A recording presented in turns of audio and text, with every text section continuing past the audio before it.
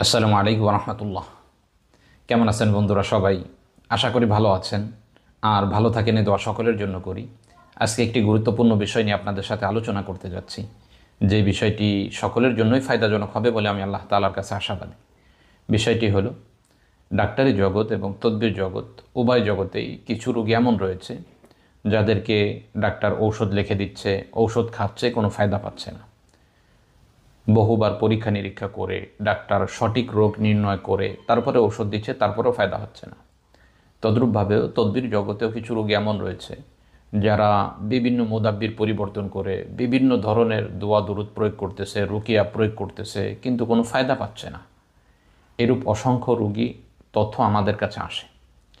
এই সমস্ত রোগীদের জন্য কি করলে এই ঔষধ এবং তদবিরগুলো, রুকিয়াগুলো তার উপর কাজ করতে পারে, সেই বিষয়গুলো নিয়ে আজকে আমরা পর্যালোচনা করব ইনশাআল্লাহ। স্বাভাবিক অবস্থা হলো, এইরূপ রোগী যারা পাবেন, যারা বলে যে হুজুর আমি অনেক মোদাব্বির দেখিয়েছি, অনেক রাকির কাছে গিয়েছি, অনেক ডাক্তারের কাছে গিয়েছি, কিন্তু তাদের ঔষধ সেবন করে তাদের রুকিয়া শুনে আমার কোনো ফায়দা হয় না।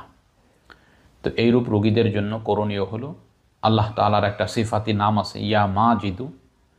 এই ইয়া মাজিদু শব্দটার আমলটা আপনার করে দিতে হবে। আপনি যখন তাকে তার যেই সমস্যাগুলো হয়েছে এই সমস্যাগুলোর জন্য চিকিৎসা দিবেন, পাশাপাশি তাকে এই শব্দটাও শিখাই দিবেন।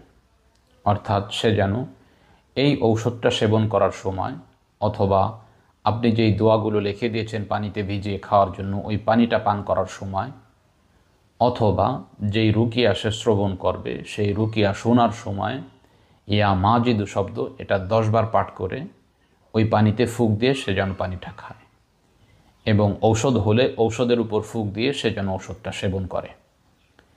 যখন এই আমলটা সে চলমান রাখবে, 1 সপ্তাহ পর্যন্ত যদি একাধারে করা যায়, তাহলে তার যেই সমস্যাগুলো সে অনুভব করতেছিল, যে ঔষধগুলো তার শরীরে কোনো কাজ করতেছে না, তদবিরগুলো তার শরীরের উপর কোনো প্রভাব ফেলতে পারতেছে না, রুকিয়াগুলো শুনে সে শ্রবণ ফায়দা পাচ্ছে না, এই ক্ষেত্রে ভালো ফায়দা সে অবলোকন করতে পারবে ইনশাআল্লাহ।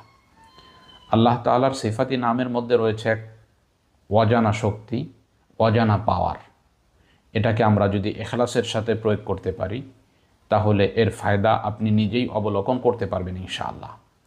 অতএব যেই সমস্ত রোগীরা এইরূপ রয়েছে, আমি তাদেরকে বলবো অবশ্যই এই আমলটি আপনি করে আপনি ঔষধ, দোয়া, তদবির অথবা রুকিয়া এগুলো প্রয়োগ করবেন।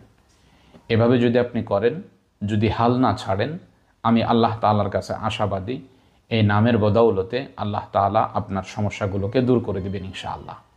তো আজকে পর্যন্তই, দেখা হবে অন্য কোনো দিন অন্য কোনো বিষয় নিয়ে। আসসালামু আলাইকুম ওয়া রাহমাতুল্লাহ।